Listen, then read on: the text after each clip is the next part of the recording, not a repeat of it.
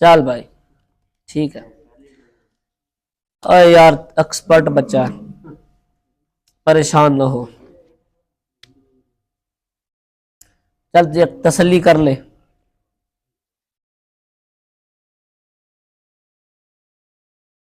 ٹھیک ہے.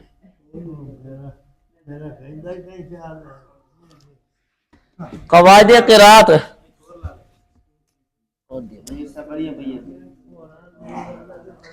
آج یہ دیکھیں بھائی، قواعد قرات پہلا صفحہ نکالے آپ نے، سارا پڑھ لیا. حرکات زبر زیر پیش لمبی نہیں ہوتی، کھڑی زبر کھڑی زبر الٹا پیش ایک لفظ لمبے ہوتے ہیں.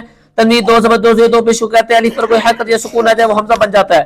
نمبر ایک بھی پڑھ لیا. حروف مدہ کے بعد حمزہ دوسری شکل میں بھی ہو تو مد تین لفظ لمبی ہوتی ہے. حروف مدہ کے بعد حمزہ اسی شکل میں بھی ہو تو مد چار لفظ لمبی ہوتی ہے. حروف مدہ کے بعد سکون لازم ہو تو مد، حروف مدہ کے بعد شد اسی شکل میں بھی ہو تو مد، حروف مدہ یا حروف لین کے بعد سکون عارضی ہو تو مد کو چار الف لمبا پڑھنا بھی جائز ہے.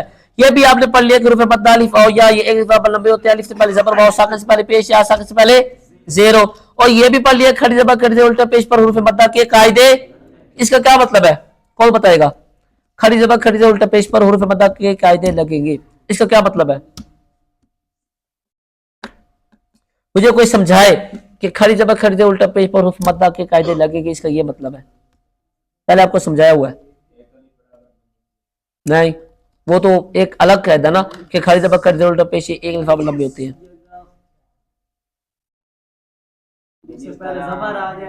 ہاں نہیں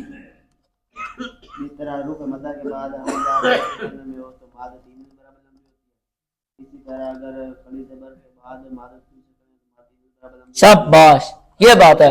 جس طرح حروف مدہ کے بعد حمزہ اسی کلمے میں ہو تو مد چار لفظ لمبی ہوتی ہے.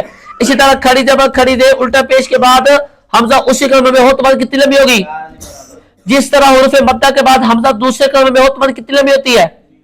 اسی طرح کھڑی زبر کھڑی دے الٹا پیش کے بعد حمزہ ہو دوسرے کلمے میں تو مد کتنی لمبی ہوگی؟ جس طرح حروف مدہ کے بعد سکون لازم ہو تو مد کتنی لمبی ہوتی ہے؟ اسی طرح کھڑی زبر کھڑی دے الٹا پیش کے بعد سکون لازم ہو تو مد کتنی لمبی ہوگی؟ جس طرح حروف مدہ کے بعد شد اسی کلمے میں ہو تو مد کتنی لمبی ہوتی ہے؟ اسی طرح کھڑی زبر کھڑی دے الٹا پیش کے بعد شد اسی کلمے میں ہو تو مد کتنی لمبی ہوگی؟ جس طرح حروف مدہ یا حروف لین کے بعد سکون عارضی ہو تو مد کو چار الف برابر لمبا پڑھنا بھی جائز ہے. اسی طرح کھڑی زبر کھڑی دے الٹا پیش کے بعد اگر سکون عارضی ہو تو مد کو چار الف برابر لمبا کرنا جائز ہوگا کہ نہیں؟ اور سمجھ آئی کہ نہیں؟ تو یہ مطلب ہے کھڑی زبر کھڑی دے الٹا پیش پر حروف مدہ کے قاعدے. آپ نے یہ بھی پڑھ لیا حروف لین واو یا یہ نبی صدا ہوتے ہیں واو ساکن اور یا ساکن سے پہلے زبر اور کھڑی زبر کھڑی دے الٹا پیش حروف مدہ قاعدے. آگے ہے حروف اقلاب. آگے کیا ہے؟ حروف اقلاب یہ ایک حرف ہے با. کون سا حرف ہے؟ با. نون ساکن یا تنوین کے بعد نون ساکن یا تنوین کے بعد اگر حروف اقلاب آ جائے تو نون ساکن یا تنوین کو میم سے بدلیں گے. ٹھیک ہے. دوسرے قاعدہ میم ساکن کے بعد اگر حرف اقلاب یا میم آ جائے تو غنہ ہوگا. او میرے پیارے بھائی یہ مشکل نہیں ہے ابھی آپ کو سمجھاتا ہوں. او بھائی اب آپ نے کیمرے کا رخ اوپر کر لینا ہے. کر لے گا یہ کر لے گا چھوڑیں اس کو اس کو چھوڑ دے وہ خود کر لے گا اس کو کچھ نہ کہے. آپ ادھر توجہ کریں وہ بنے نہ بنے اس کو اس کی طرف توجہ نہ کریں. آپ ادھر دیکھیں ہم نے پڑھا حروف اقلاب یہ ایک حرف ہے با. نون ساکن یا تنوین کے بعد اگر حرف اقلاب آ جائے حرف اقلاب آ جائے مطلب با آ جائے. ٹھیک ہے. نون ساکن یا تنوین کے بعد اگر حرف اقلاب آ جائے تو نون ساکن یا تنوین اگر نون ساکن ہوگا تو نون ساکن کو اگر تنوین ہوگی تو تنوین کو بدل دیں گے کس سے؟ میم سے. مثال کے طور پر ایک لفظ ہے من بعدی. کیا ہے؟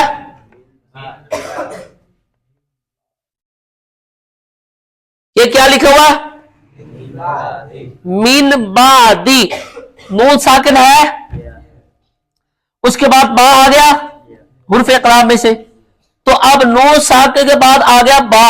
ہم نے پڑھا کہ نون ساکن کے بعد اگر حرف اقلاب آ جائے یعنی با آ جائے تو نون ساکن کو کس سے بدل دیں گے؟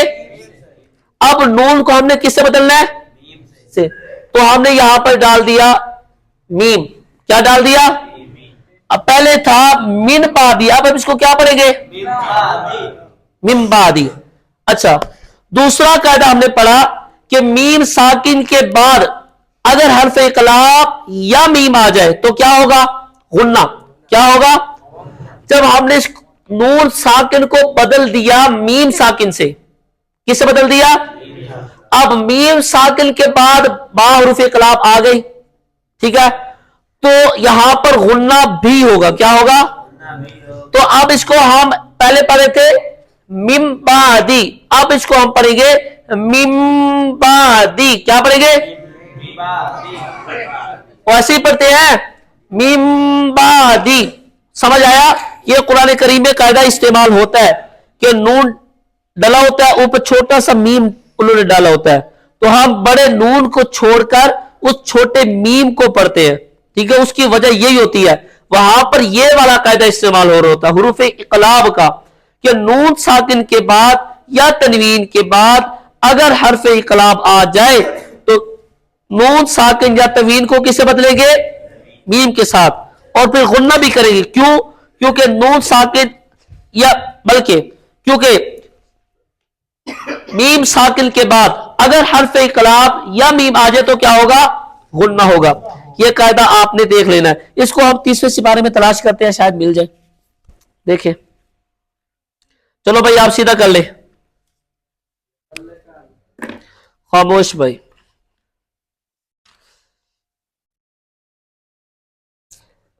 دیکھیں کہ نون ساکن ہو یا پھر ہو تنوین، اس کے بعد آ جائے میم. ٹھیک ہے، یہ جو قاعدہ ہے یہ زیادہ استعمال نہیں ہوتا، قلیل الاستعمال ہے، کثیر الاستعمال نہیں ہے.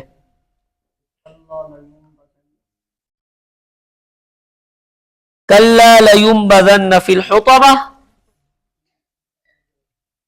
ٹھیک ہے،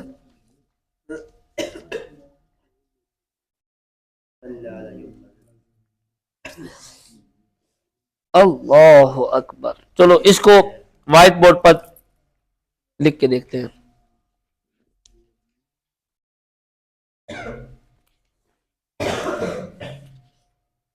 دکھائیں بس. ٹھیک ہے، یہ ہے جی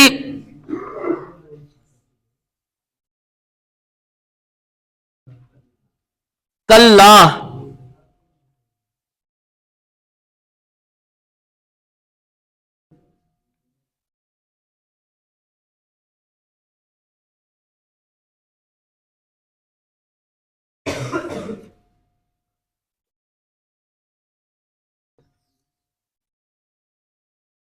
دیکھیں میں نے لکھا کلا لا بزننا. ہم پڑھتے کیا لیم بزننا. کیا پڑھتے ہیں؟ تو کیوں پڑھتے ہیں؟ نون ساکن ہے، نون ساکن کے بعد آ گیا با، تو اب نون ساکن کو کس سے بدل دیا؟ میم سے. تو اس کو کیا پڑھیں گے؟ لیم بزننا. کیسے پڑھیں گے؟ لا یم کیوں پڑھا ہے؟ زبر زیر پیش لمبی ہوتی ہے. ہاں، لا ينبذن. اب لا ينبذن تو اس لیے پڑھ رہے ہیں کہ نون ساکن کے بعد با آ گئی، نون ساکن کو ہم نے بدل دیا میم سے. اور پھر لا غنہ اس لیے کر رہے ہیں کہ میم ساکن بن گئی، میم ساکن کے بعد با آ گئی. ٹھیک ہے، تو اب یہاں پر غنہ بھی کریں گے اور نون کو میم سے بھی بدلیں گے. اور یہاں پر غنہ اس لیے کر رہے ہیں کیونکہ نون مشدد ہے، اور نون مشدد اور میم مشدد پر کیا ہوتا ہے؟ غنہ. تو اس کو پڑھیں گے کلا لینبذن. سمجھ آ گئی بھائی؟ اور کوئی مثال دیکھیں. من بین الصلب. कार साहब जिंदाबाद। मिन बैन सुल्बी वत्तराइब। अच्छा मेरे भाई ये देखे, मिन बैन सुल्बी,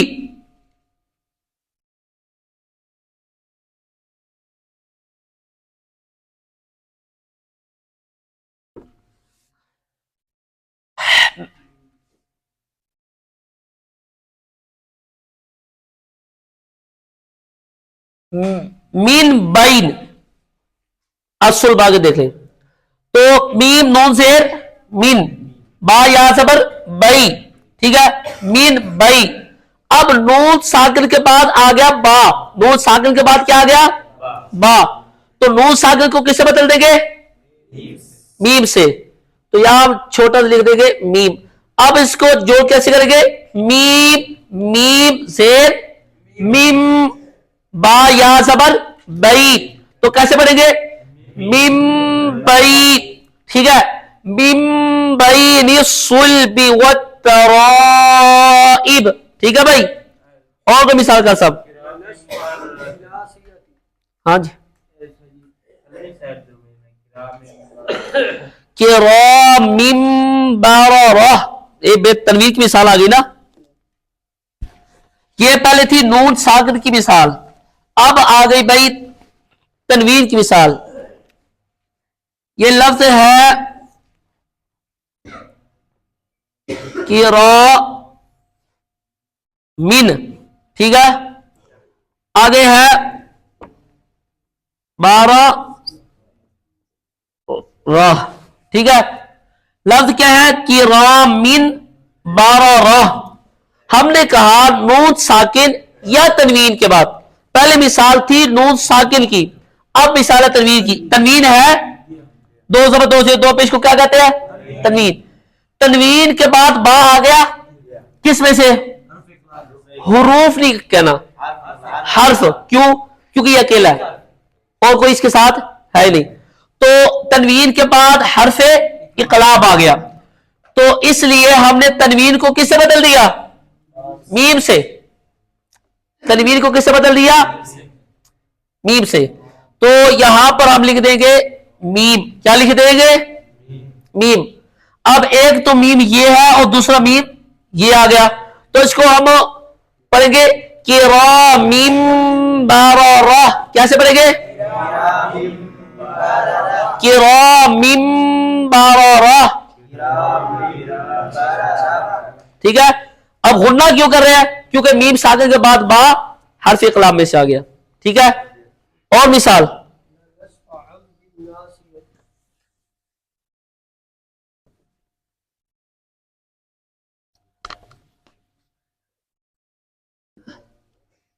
लनस्फ़अम,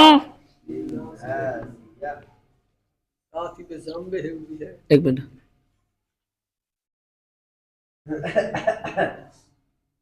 ये फा आइन जबर फाम लिखा हो ना, आगे अलिफ भी है ना, का सब कायदे से देख रहे हैं। लनस्फ़अम, लनस्फ़अन बिन नासिया,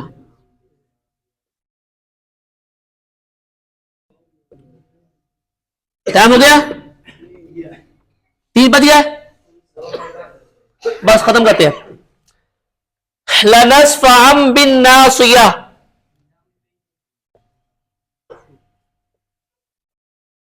तो अब लाम जबर ला, नून सीन जबर नस, लनस फाल वफा, लनस्फ़ा, आइन दो जबर अन, ऐसे पढ़ेंगे, एक मिनट, तो ऐसे फिलहाल हमने मीन नहीं लिखा, तो आई दो जबर अन, लनस्फ़अन, बा नून शेर बिन, नून अली जबर ना, बिन ना, स्वाद सी बिन नासी, या जबर या बिन नासिया, ठीक है।